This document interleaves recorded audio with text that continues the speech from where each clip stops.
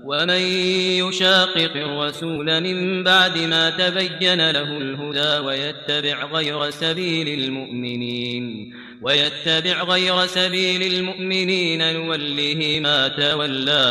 نوله ما تولى ونصله جهنم وساءت مصيرا. الحمد لله رب العالمين والعاقبة للمتقين ولا عدوان إلا على الظالمين. أشهد أن لا إله إلا الله وحده لا شريك له وأشهد أن محمدا عبده ورسوله. أما بعد، قال الله تبارك وتعالى في القرآن المجيد والفرقان الحميد: اعوذ باللہ من الشیطان الرجیم وما ينطق عن الهوى ان هو الا وحی یوحی. معزز سامعین، آج کے اس درس میں مقام سنت آثار صحابہ کی روشنی میں انشاءاللہ اس عنوان پر روشنی ڈالنے کی کوشش کی جائے گی. عزیزان گرامی، جب اللہ تعالیٰ نے جناب محمد الرسول اللہ صلی اللہ علیہ وسلم کو منصب نبوت پر فائز کر کے عالم انسانیت کی رہنمائی کی ذمہ داری سونپی، تو آپ صلی اللہ علیہ وسلم نے کوہ صفا کی پہاڑی سے، اس کی بلندیوں اور اونچائیوں سے لوگوں کو پکارا، کہا: قولوا لا الہ الا اللہ تفلحوا، لوگوں لا الہ الا اللہ کہو، کامیاب ہو جاؤ گے. نبی علیہ السلام نے توحید کا راستہ، صراط مستقیم کی راہ کو لوگوں کے سامنے اجاگر کیا، وہ راستہ لوگوں کو بتلایا جو کامیابیوں سے بھرا ہوا راستہ ہے.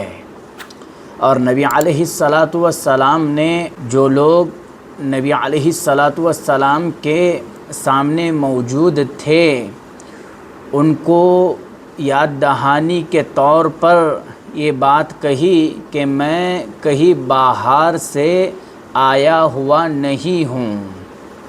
میں اسی مکہ مکرمہ میں پیدا ہوا ہوں، میں تمہاری ہی بستی سے ہوں، میں تم ہی لوگوں میں سے ہوں، کبھی میں نے آپ لوگوں سے چھپ کر نہیں رہا، تم نے میرا بچپن بھی دیکھا ہے، میری جوانی کے جو ایام ہے، جو دن ہے، وہ تمہارے آنکھوں کے سامنے گزرے ہیں، میری زندگی کھلی کتاب ہے، تم میں سے کون ہے جو میری بے داغ زندگی کا شاہد نہیں ہے؟ بتاؤ، کیا میں اپنی 40 سالہ زندگی میں کبھی کوئی جھوٹ بولا ہوں؟ سامعین نے بیک آواز میں آہنگی کے ساتھ جواب دیتے ہوئے کہا کہ ہم نے آپ کو کبھی جھوٹ بولتے ہوئے نہیں پایا ہے. یہ تھی نبی علیہ السلام کی مآب شخصیت، جس کی سچائی پر کفار و مشرکین بھی تصدیق کی مہر لگا رہے ہیں. یہ نبی علیہ السلام کی اپنی زندگی کا حال یہ ہے، تو بتاؤ کہ نبی علیہ السلام کو رب العالمین نے اس انسانیت کی رہنمائی کے لیے بھیجا ہے، تو آپ بتائیے کہ نبی علیہ السلام کے اسوے سے بڑھ کر، نبی علیہ السلام کی رہنمائی سے بڑھ کر، نبی علیہ السلام کی سنتوں سے بڑھ کر کے کوئی اور راستہ، کوئی اور قائد، کوئی اور رہنما ہمارے لیے بہتر ہو سکتا ہے؟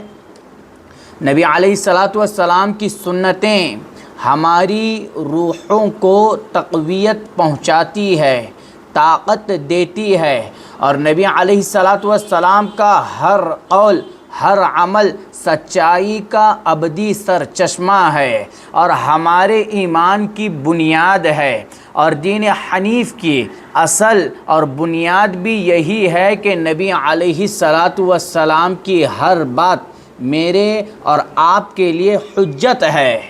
نبی علیہ الصلاۃ والسلام کا ہر عمل میرے اور آپ کے لیے واجب العمل ہے۔ مجھے اور آپ کو نبی علیہ الصلاۃ والسلام کے ہر عمل پر عمل کرنا واجب ہے۔ نبی علیہ الصلاۃ والسلام کی سنتوں کا کیا مقام ہے آپ سنتے ہوئے آ رہے ہیں۔ اس سے پہلے کے دروس میں بھی آپ لوگوں نے سنا ہے۔ آج صحابہ کرام رضوان اللہ علیہم اجمعین کے نزدیک نبی علیہ الصلاۃ والسلام کی سنتوں کا کیا مقام ہے، کیا مرتبہ ہے، کیا اہمیت ہے، اس پر کچھ نصوص آپ لوگوں کے سامنے پیش کرنے کی کوشش کرتا ہوں۔ میرے بھائیوں، نبی علیہ الصلاۃ والسلام کی جب وفات ہوئی تو عرب کے کچھ قبائل مرتد ہو گئے، دین سے پھر گئے، تو حضرت ابو بکر صدیق رضی اللہ عنہ نے ان مرتدین یعنی جو مانعین زکوٰۃ تھے ان سے جنگ کرنے کا فیصلہ کیا تھا، اور حضرت ابو بکر صدیق رضی اللہ عنہ کا ان کے ساتھ جنگ کرنے کا جو فیصلہ تھا وہ برحق تھا، کتاب و سنت پر مبنی تھا۔ صحیحین کی روایت ہے، راوی حدیث حضرت ابو ہریرہ رضی اللہ عنہ ہے، وہ کہتے ہیں کہ جب نبی علیہ الصلاۃ والسلام کی وفات ہوئی تو بعض عرب مرتد ہو گئے، تو حضرت ابو بکر صدیق رضی اللہ عنہ نے کہا واللہ لأقاتلن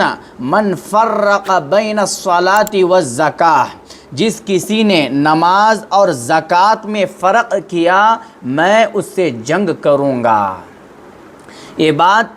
حضرت عمر رضی اللہ عنہ سنتے ہیں تو کہتے ہیں کہ کیا آپ ان مرتدوں کے ساتھ جنگ کرو گے، جبکہ نبی علیہ الصلاۃ والسلام کا ارشاد ہے، نبی علیہ الصلاۃ والسلام نے فرمایا ہے امرت ان اقاتل الناس حتى يقولوا لا الہ الا اللہ فاذا قالوها عصموا مني دماءهم واموالهم الا بحقها وحسابهم على اللہ۔ مجھے حکم دیا گیا ہے کہ لوگوں کے ساتھ اس وقت تک جنگ کروں جب تک کہ وہ لا الہ الا اللہ نہ کہہ دے، اور جب وہ اقرار توحید کر لے تو انہوں نے مجھ سے اپنی جان اور اپنا مال محفوظ کر لیا ہے سوائے کسی حق قصاص وغیرہ کے، اور ان کا اخروی حساب رب العالمین کے پاس ہے۔ حضرت ابو بکر صدیق رضی اللہ عنہ نے فرمایا الیس الزکاۃ من حقها،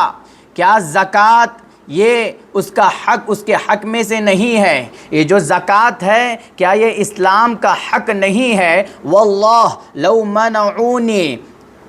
عقالا كانوا يؤدونها إلى رسول الله صلى الله عليه وسلم لقاتلتهم على منعها،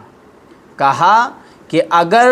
یہ لوگ رسول اللہ صلی اللہ علیہ وسلم کے زمانے میں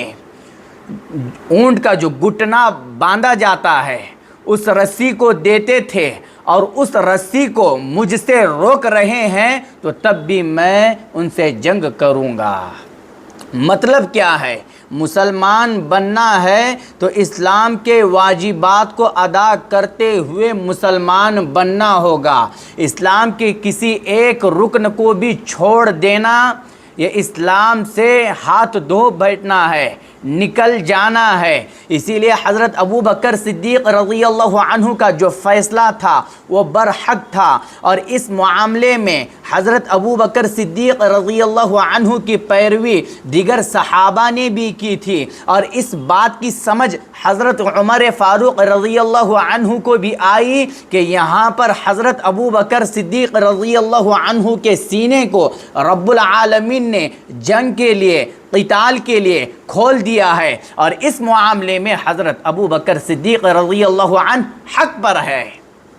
کیونکہ نبی علیہ السلام کا فرمان ہے۔ نبی علیہ السلام نے کہا امرت ان اقاتل الناس حتی یقولوا لا الہ الا اللہ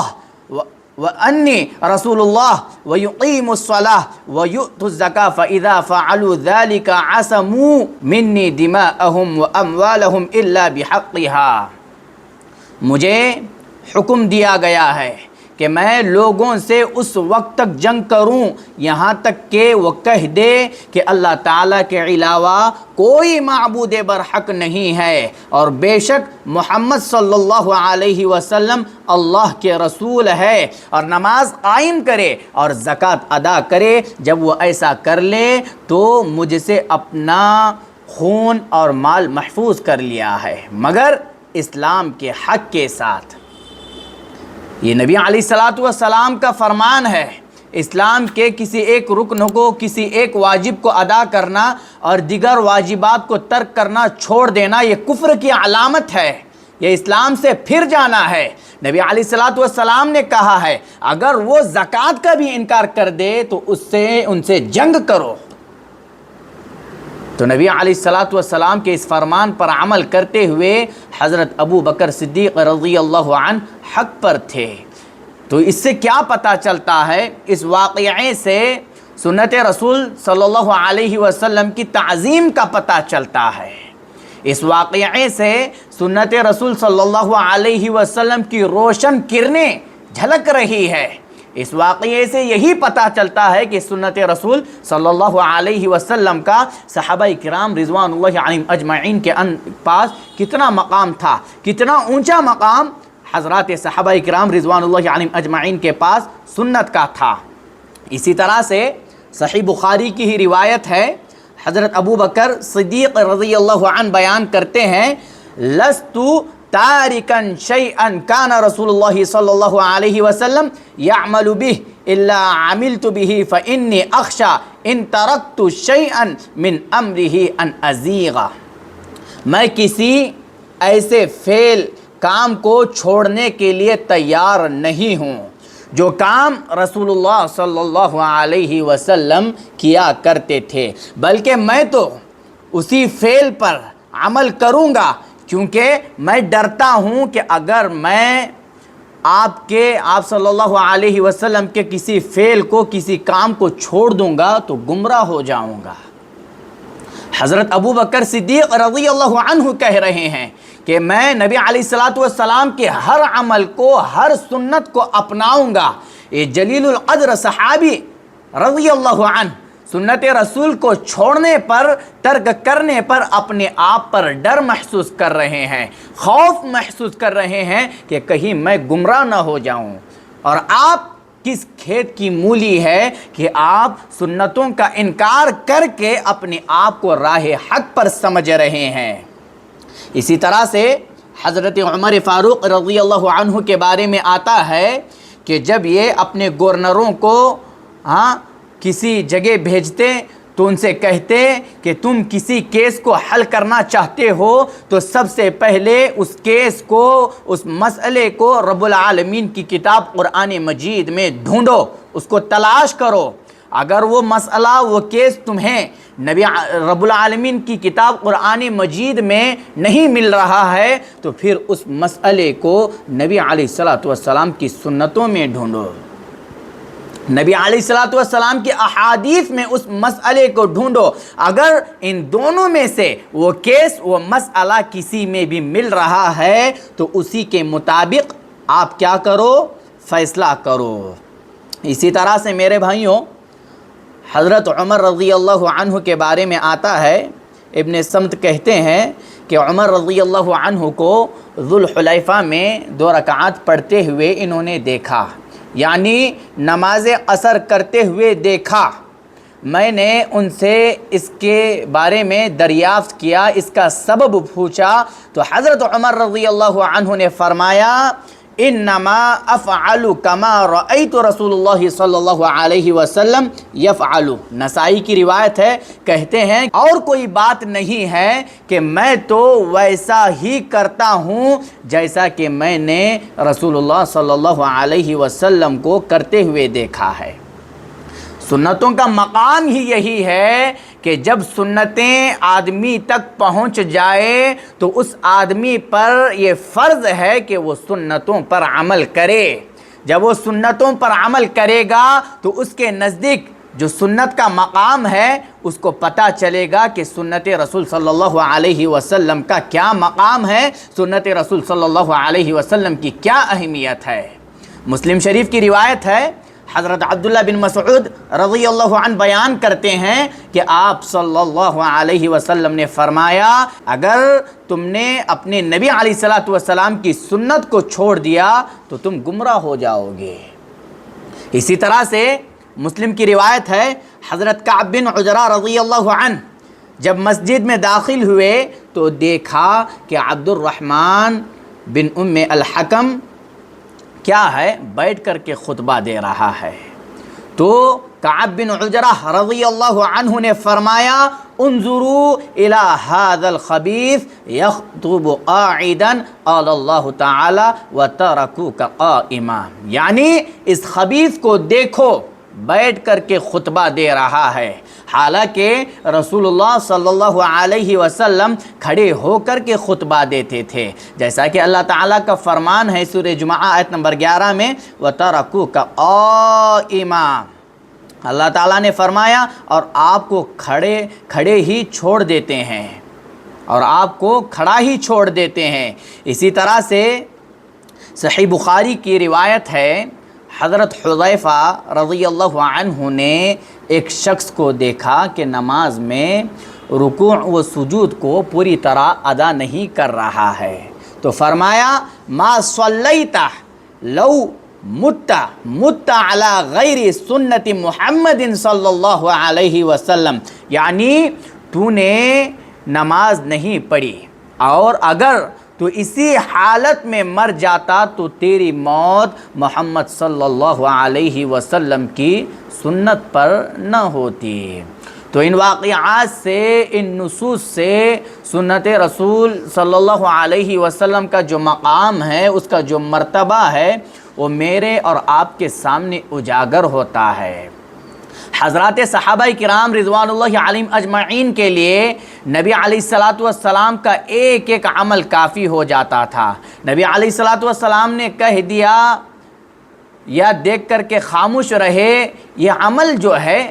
حضرات صحابہ کرام کے لیے کافی ہو جاتا تھا۔ یہاں پر یہ گنجائش، یہ خطرناکی صحابہ کرام چون چرا کی نہیں نکالتے تھے۔ نبی نے کہا ہے ختم، بس اس پر عمل کرنا ہے، اور عمل کر کے ہی میں اور آپ کامیابی کے راستے پر چل سکتے ہیں۔ تو یہ کچھ باتیں تھیں جو میں نے آپ لوگوں کے سامنے رکھی ہے۔ تو خلاصے کے طور پر یہی کہ حضرات صحابہ کرام کے نزدیک بھی سنت رسول صلی اللہ علیہ وسلم کا جو مقام ہے وہ بہت ہی اونچا تھا، بہت ہی اعلیٰ تھا۔ اسی لیے اگر میں اور آپ بھی کامیابی چاہتے ہیں تو مجھے اور آپ کو بھی نبی علیہ السلام کی سنتوں پر عمل کرنا پڑے گا۔